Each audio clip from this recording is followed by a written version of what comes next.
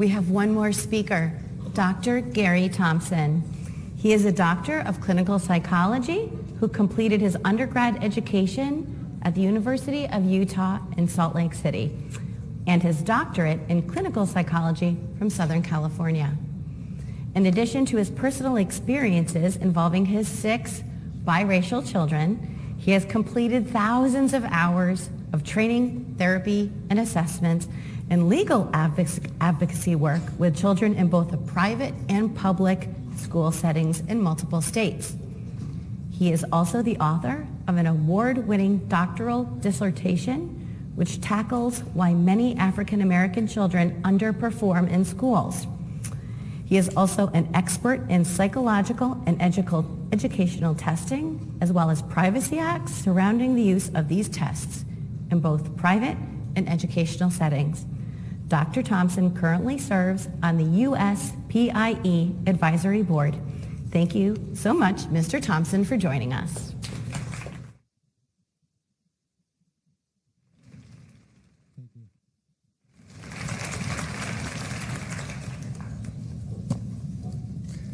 How you doing, Tennessee? Good. You know, this is the first time in my life that I have ever set foot in southern soil in the United States.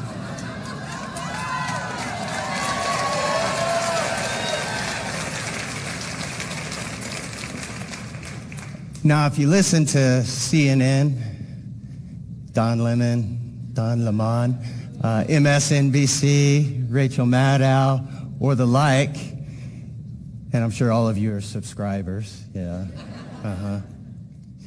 If you listen to them, and if I listen to some of the text messages that I got from concerned friends, some of them more on the leftist side, they were really concerned about my safety here.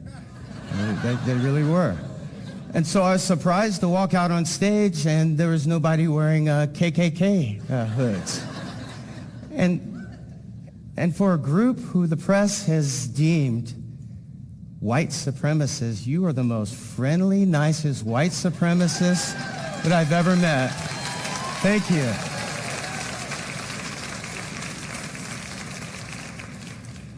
That's some crazy stuff. We're going to talk a little bit about crazy. I'm going to teach you a little bit, a couple minutes of some neuropsychology, the neuropsychology of crazy. And as we see here, the front part of the brain, that is your prefrontal cortex, that is responsible for valid thought, just common sense. And as you see down here, the amygdala, that is what is called, and you've all learned this in high school psychology, that is your fight or flight. And if you see my fist here, it's like a brain. This is the front of the brain. This would be the prefrontal cortex here. And underneath your brain is the amygdala, and it's actually the size of your thumb. And what happens when your amygdala is activated, you completely lose all train of thought in your prefrontal cortex. You cannot have rational thought. And so I call it the amygdala meltdown or breakdown. And it's when your amygdala speaks and it just blows up your prefrontal cortex, just and that is how crazy happens. And that is how crazy happens even, I mean, you can take this and probably save your marriage just by remembering this. Honey.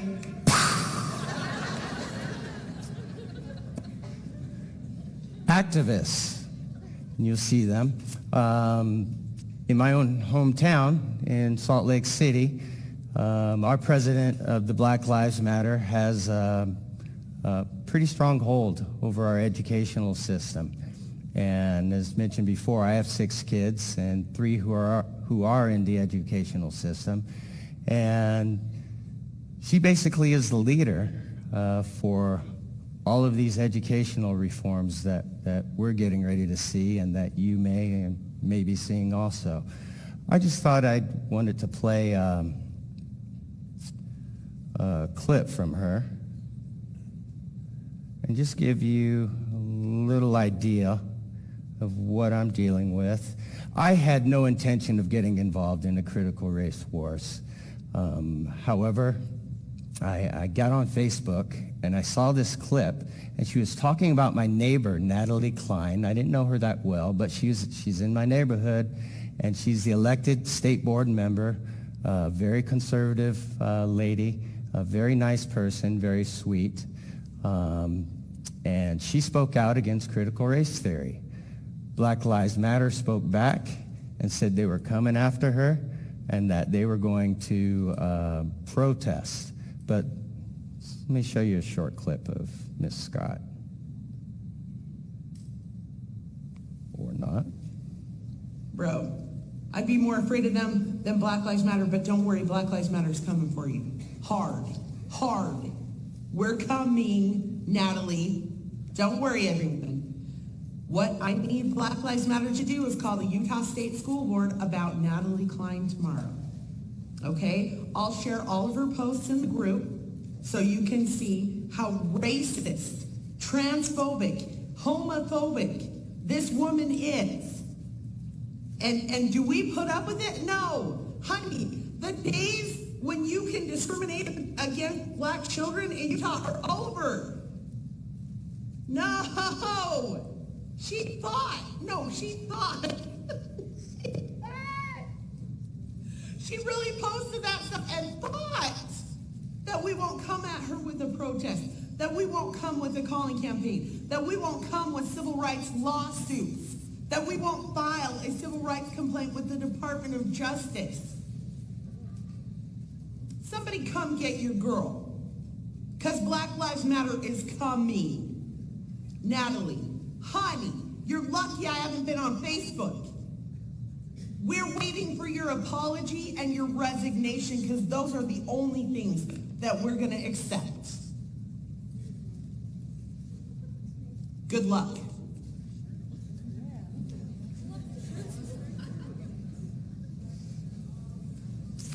That was an example of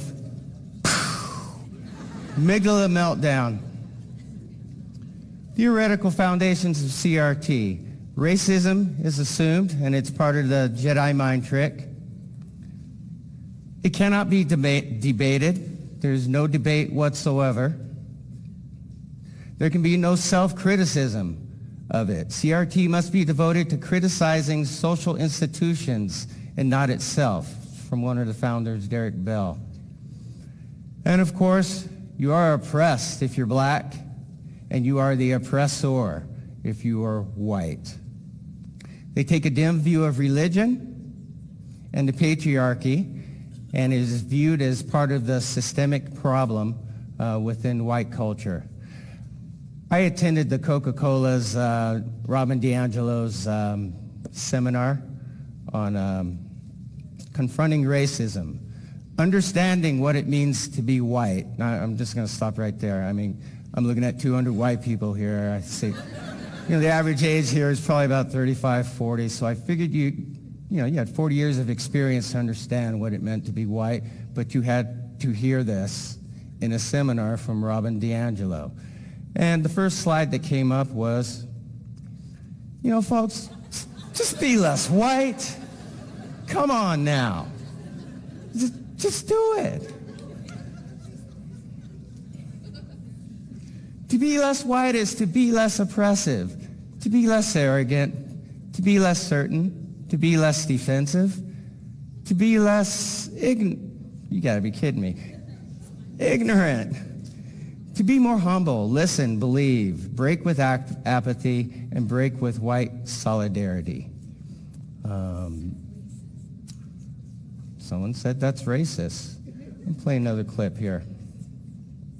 Yes, why don't more of my fellow black people feel that way? And it's because of a very human thing. which is that it is a very human thing to take on the victim identity. All people do it. We've all known people like that. A way you can do it if you're a black person, and all of us need to grab onto something sometimes, is to read a book like that and think, yes, I need to be treated that way. And I am going to start actively parsing it that way, because I don't think people realize what silly babies books like that make us look like. Something needs to be done. One thing I do like about critical race theory is that CRT recognizes the experiential knowledge of people of color, and as such, we use personal histories, parables, and stories. That is a very important part of the black narrative and black history. And just as an example, I'll quickly go through my narrative and my family's foundation, our values. And I think Sir Charles Barkley kind of hit that for us. Yeah, but the one thing I took out of that piece was, man, I think most white people and black people are great people. I really believe that in my heart. But I think our system is set up where our politicians, whether they're Republicans or Democrats, are designed to make us not like each other so they can keep their grasp of money and power. They divide and conquer. I truly believe in my heart most white people and black people are awesome people, but we're so stupid following our politicians, whether they are Republicans or Democrats. And their only job is, hey, let's make these people not like each other. We don't live in their neighborhoods. We all got money. Let's make the whites and blacks not like each other. Let's make rich people and poor people not like each other. Let's scramble the middle class. I truly believe that in my heart.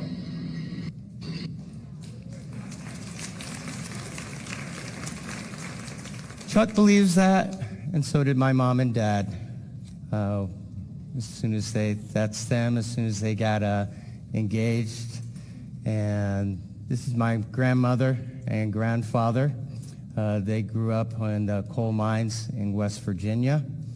And I did lie. I have been in Tennessee. That's when my father was one of the first black doctors to graduate from Meharry. I was a fetus in my mother's womb, so I figured that didn't count. Shortly after, before graduation, they got married. And of course, they experienced the riots.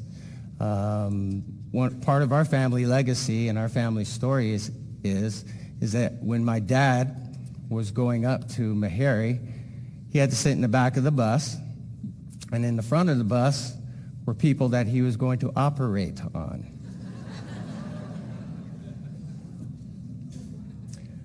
My mom today is an extremely religious Christian. I think she's one of the sweetest people ever. And that is part of our family legacy is peace and love and the gospel of Jesus Christ.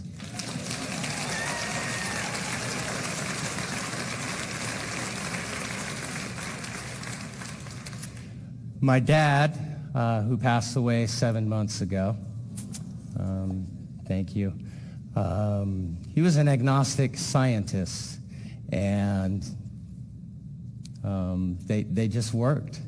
My father did not believe in victimhood. Somebody who rode on the back of the bus and then got off the bus to operate on people who oppressed him and still did not become a victim, worked his way through medical school, worked his way through residency. My mother also was one of the first nurses at Vanderbilt here in the 60s. And that's one of the reasons why I wanted to come back. I wanted to feel my dad's spirit here.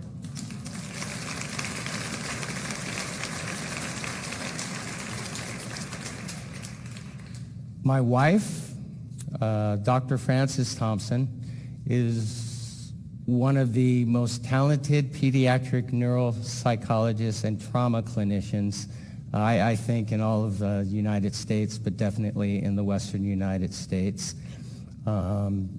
It kills me that she is being called a white supremacist or that she's systemically broken. This is a woman who, alongside with her husband, worked in the Oakland ghettos and our residencies for 2 years. She was a rock star in the black community and saved hundreds of lives. So nobody can tell me that there's anything systemically wrong with that beautiful young woman.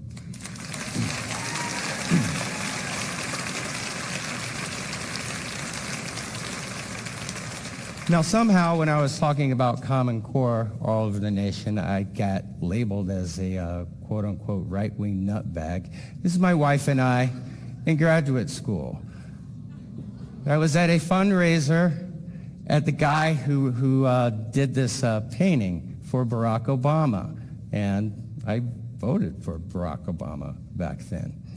Our family is extremely diverse. This is our extended family. Many cultures, many races here. And finally, my own family. And to be honest, this is the only reason why I'm up here. I'm not up here because I'm a Democrat or a Republican or an activist. I'm none of them. I am a father. And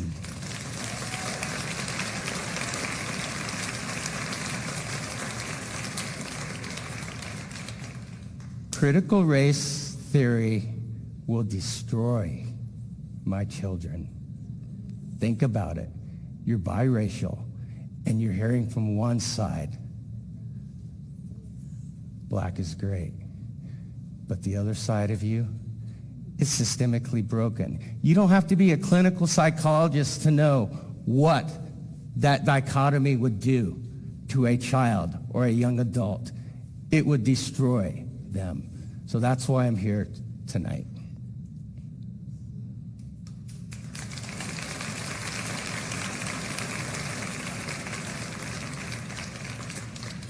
I want to talk a little bit about implicit bias and unconscious bias. And think of the word unconscious bias. That means you don't know. I mean, you right there. I don't know if you're racist. The reason I don't know you're racist is one reason. I can't read your mind. So there are problems with implicit bias trainings. But as a psychologist, there are tests for these kind of things. And there is a Are You a Racist test. It is called the implicit association test. But there's a problem with that test. It's not ready for prime time. Quoting this. The IAT is not ready for prime time, says University of Virginia's Greg Mitchell, PhD, JD. I think this research is important. Research and the people doing it are very good scientists with noble intentions. But noble intentions do not make good public policy.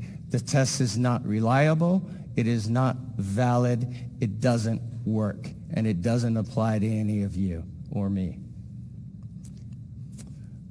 More about implicit bias. I'm going to read you a quote. The hype surrounding research on implicit bias is cause for concern. Public discussion sometimes goes far beyond and sometimes conflict with empirical evidence. It is not empirically validated.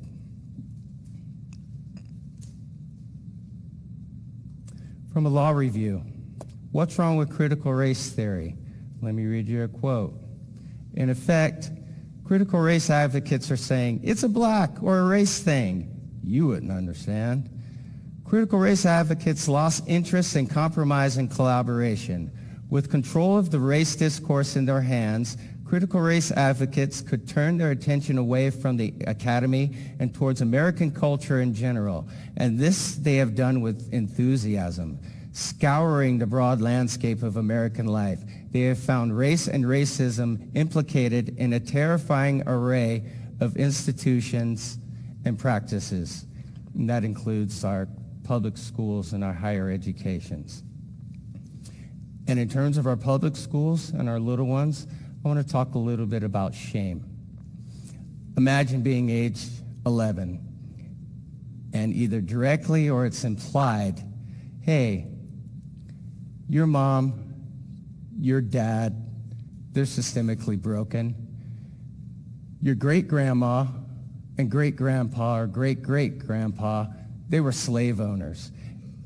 And because of them, I can't get a job. And as someone said in the back, you're bad. That's shaming. There are psychological underpinnings for the impacts of shame. I'm going to read. This is from the Journal of Anxiety Disorders, Shame and Guilt Proneness, Relationship with Anxiety Disorders in a Clinical Sample. Here's a snapshot from that. Internal shame seems especially relevant to both social anxiety disorder and generalized anxiety disorder symptoms. Remember that. Social anxiety disorder and generalized depression. From the Journal of Personality and Individual Differences, a snapshot from there. Their main point, how individuals cope with feelings of shame is an important predictive factor for depressive symptoms. And the final article here that I got from that conservative school, Harvard School Public of Health. Their snapshot. Both shame proneness and guilt proneness were significantly related to higher levels of both PTSD symptoms and somatization symptoms, whereas only shame proneness was significantly related to higher levels of psychological symptoms. Shame brings on anxiety, which can bring on major depressive disorders, and those are the foundational basis for suicidal ideations. Our town in Utah, we have the fourth highest suicide rate between the ages of 11 and 17, and that is based upon anxiety and depression. You do, and you, as I talked about the Hippocratic Oath of do no harm, no matter what your school board does, you need to make sure that it does nothing to increase a child's anxiety or their level of depression. And shame is the number one and a very powerful way to bring on anxiety and depression, which just is another way of saying that's a very powerful way that you can be pushing your kids to suicide. What's wrong with critical race theory? Let me read you a quote again. Oh, did that. Where is the theory in critical race theory? Good question.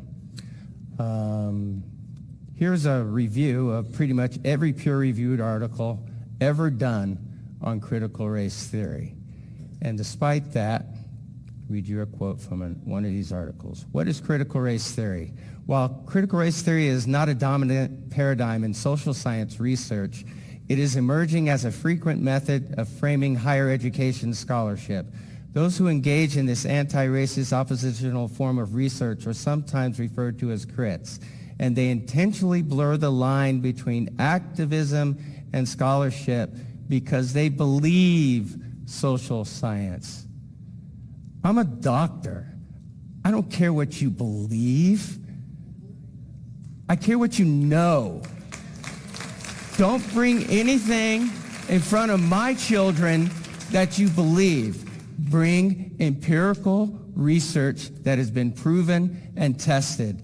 Critical race theory is not a theory, and I will not call it a theory ever again. I call it critical race agenda.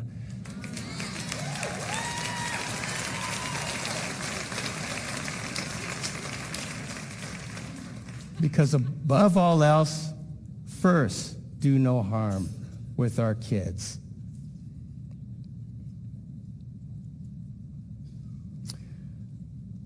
We know the U.S. Department of Education is getting ready to incorporate this into our public schools. And in fact, today was the last day to submit a public comment about it.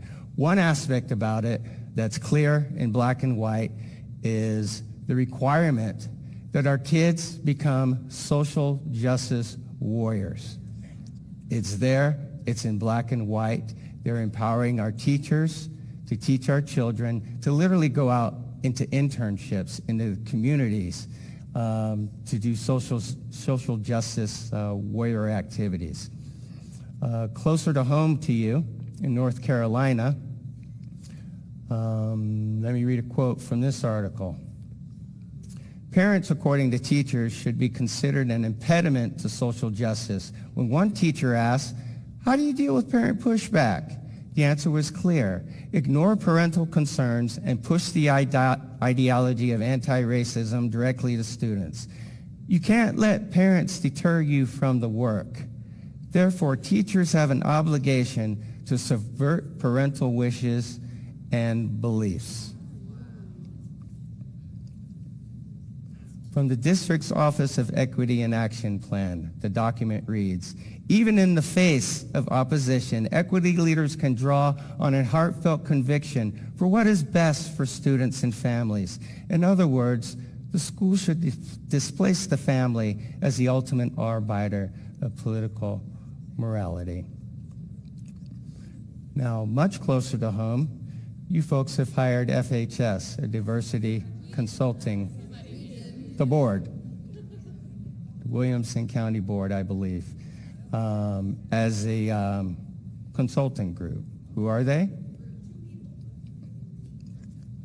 Yes, 2 people. In 2017, 2 professionals embarked on a shared entrepreneurial venture, something that combines service and quality representing their professional talents. The mother-son duo recognized the need for measurable outcomes concerning diversity and inclusion efforts nationwide, and thus created Fostering Families. From their website, and they do quote something, I just want to use this as an example. Research shows unconscious bias occurs automatically because the brain relates past experience and quick decision making. That's a given. And what I do like about this is that they did not focus it on white people, because everyone has bias. And I did do a general look through their website, and I also listened to one of their podcasts.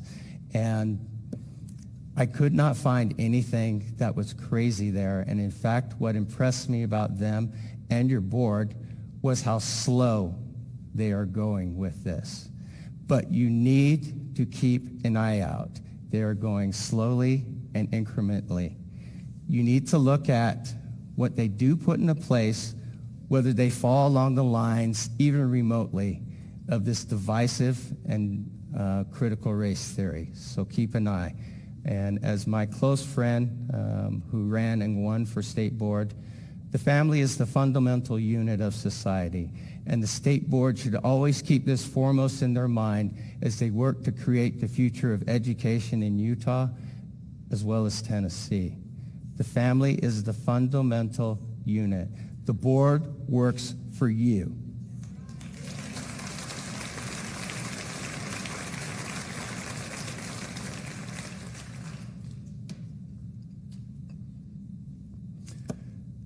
There's a price I pay for coming out and speaking against this. And of course, the Washington Post and all the woke media, they have me figured out. I just want to look at one article.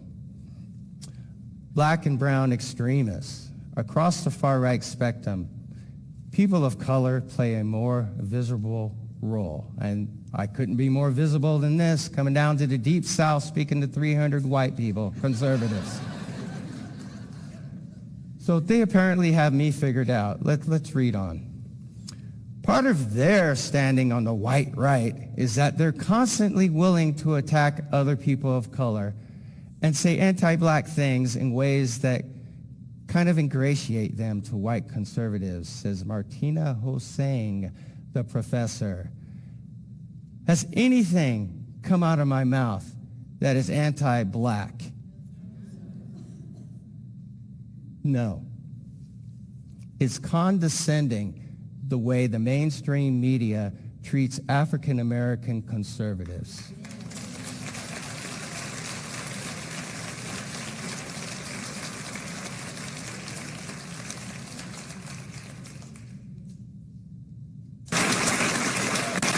Well, what I get so much from listening to you and reading you is that you feel condescended to, which I feel like that is... Especially lately, yeah. Right. And I see that all the time, and I do wonder why that's not more in the dialogue we have.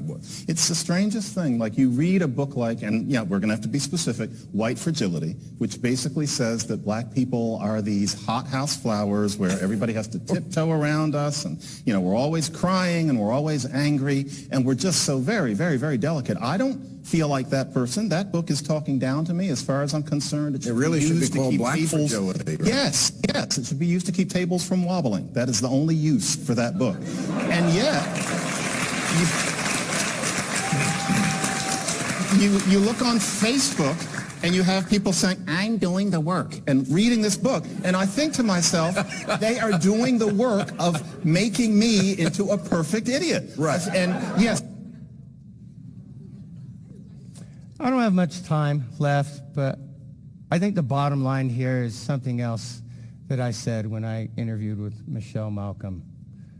The end result for this is 250 million white Americans to take a knee, whip out their checkbooks for reparations, to get in the back of the bus, and then shut the hell up and ask no questions. That's the bottom line out of all of this. That is not the legacy that my parents went through. Where critical race theory is taking us is segregation. Again. It wasn't fun for my parents, and I can't imagine it would be fun for any of you folks here. That is not the legacy. Sorry.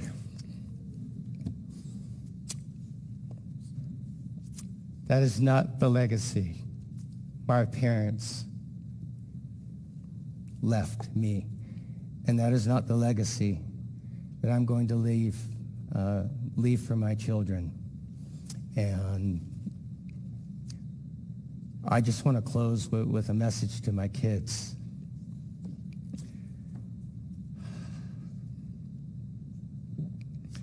You have the right and the obligation, but especially the right, to form your own racial journey. And regardless of what way that you choose, I will always love you, and your mom will always love and care for you. You do not have to please anybody, no politician, no teacher, no professor, no neighbor. You are who you are, and you get to decide, nobody else. And that's just the way it is. I want to thank each and every one of you here. I feel such a powerful spirit from each and every one of you. And the thought of having any of you take a knee for me disgusts me.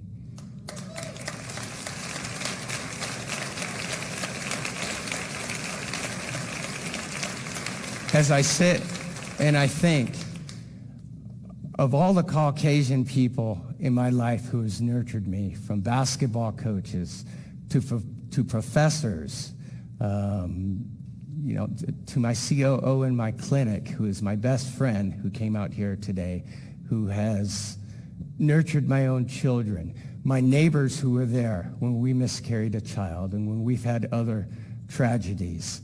There was no talk of black and white and systemic racism or that kind of stuff. The only talk was love. And I want to thank you all for the love that you showed me. Thank you.